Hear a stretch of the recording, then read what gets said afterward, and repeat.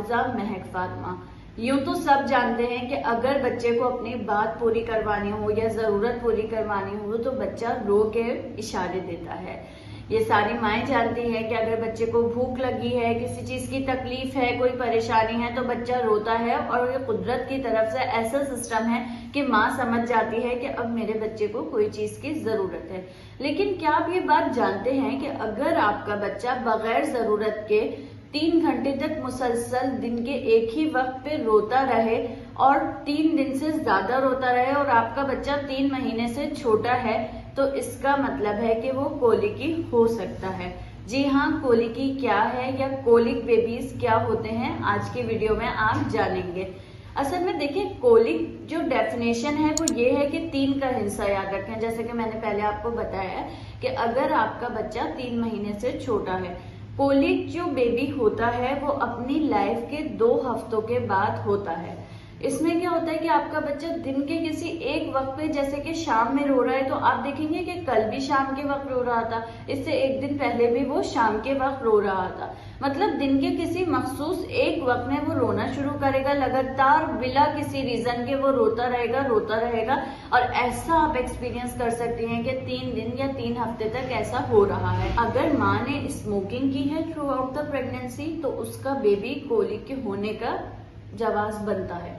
इसके अलावा बच्चों का डाइजेस्टिव सिस्टम इमेच्योर होता है, मतलब सही से बना हुआ नहीं होता है। कुछ बच्चे ऐसे होते हैं जो प्री टर्म होते हैं कि 37 हफ्ते से पहले या 9 महीने से पहले पैदा हो जाते हैं, तो उनके कोलिक होने के चांसेस बहुत ज्यादा होते हैं, क्योंकि देखिए सही से उनका जो सिस्टम होता है वो डेवलप नहीं हुआ होता है। अब जब सही से डेवलप नहीं हुआ है तो उनको पेन फील होगा या वो बच्चा रोएगा, क्योंकि सिस्टम सही से डेवलप नहीं हुआ है। इसके अलावा ये भी हो सकता है कि आप जिस बॉटल से फीड करा रही हैं उसमें गैस ज्यादा ग्रैप होती हो, बच्चा ज्यादा एक्सेसिव गैस ले रहा है और गैस की वजह से उसके दर्द हो रहा है पेट में। ये भी हो सकता है कि आप उसे काऊ मिल्क दे रहे हैं। कुछ बच्चों को ऐसा होता है कि काऊ मिल्क से एलर्जी होती है या लैक्टोज इंटॉलरेंस होती है। या आपने सुनी है बात क्या कि लैक्टोज इंटॉलरेंस क्या होता है? देखिए, दूध में जो है ना एक कार्बोहाइड्रेट पाया जाता है जिसको कहा जाता है लैक्टोज।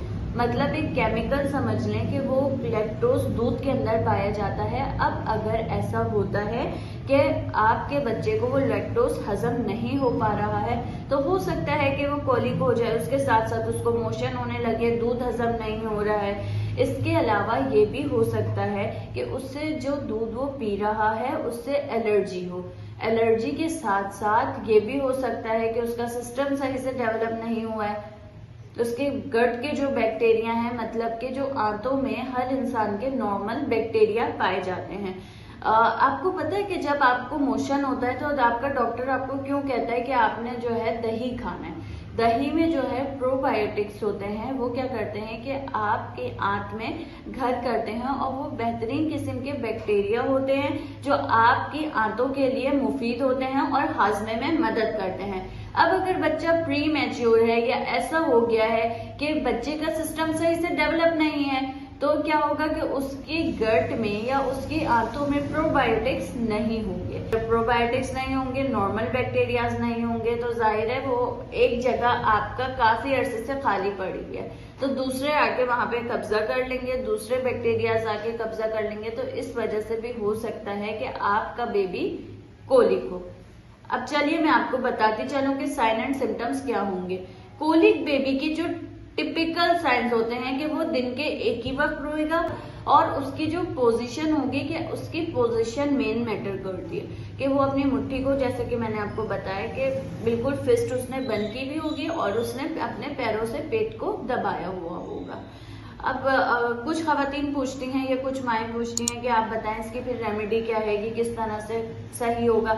हम तो परेशान हो गए हैं, बस बच्चा रोता रहता है और यकीनन जो नई माएँ हैं तो और ज्यादा परेशान होती हैं। तो उसके लिए मैं आपको बताती चलूं कि कुछ होम रेमेडीज भी होती हैं कि आप सौंफ का पानी जो है उसे उबाल के और थोड़ा सा अच्छा खासा डाइल्यूट करके सौंफ का पानी दें। डाइल्यूट मतलब पानी की कंसंट्रेशन ज्यादा हो और सौंफ कम हो। इसके अलावा आप उसे गर्म पानी से, नीम गर्म पानी से नहला सकती हैं और स्पेशली उसके पेट पे आप नीम गर्म पानी की सिकाई करें या नीम गर्म पानी जो है वो पेट पे ज्यादा डालें, क्योंकि वो उसकी जो कोलिक है उसे रिलीव करेगा। जब आप उसके नीम गर्म पानी डालेंगे। इसके अलावा आप उसे होम रेमेडीज में ये है कि ड्राई वाटर दे सकती हैं, जनरल सपोर्ट देनी है आपने, ये नॉर्मल होता है, ये कोई बीमारी नहीं है, ये खुद अपने वक्त के हिसाब से ठीक हो जाएगी। आपको अपने आप को भी साइकोलॉजिकल सपोर्ट देनी है और अपने बच्चे को भी साइकोलॉजिकल सपोर्ट देनी है। बच्चे को सपोर्ट देने के साथ साथ अगर आपके बच्चे को काऊ मिल्क दे रही हैं आप, तो हो सकता है कि काऊ मिल्क की वजह से हो रहा हो, लैक्टोज इंटॉलरेंस है तो उसको भी रूल आउट आपने अपने डॉक्टर के पास जाके करवाना है। और एलर्जी फ्री इसको जो है आपने मिल्क देना है कि जिस चीज से इसको एलर्जी हो रही है, जिस मिल्क से एलर्जी हो रही है, तो आपने इसका मिल्क चेंज कर देना है। आपने बच्चे को वार्म क्लोथ्स में जो है रैप करके रखना है, बॉटल ऐसी नहीं देनी है जो आपने एयर ड्रैप कर रही है। अगर एयर ज्यादा जा रही है बॉटल के थ्रू तो आप अपनी बॉटल चेंज कर लें।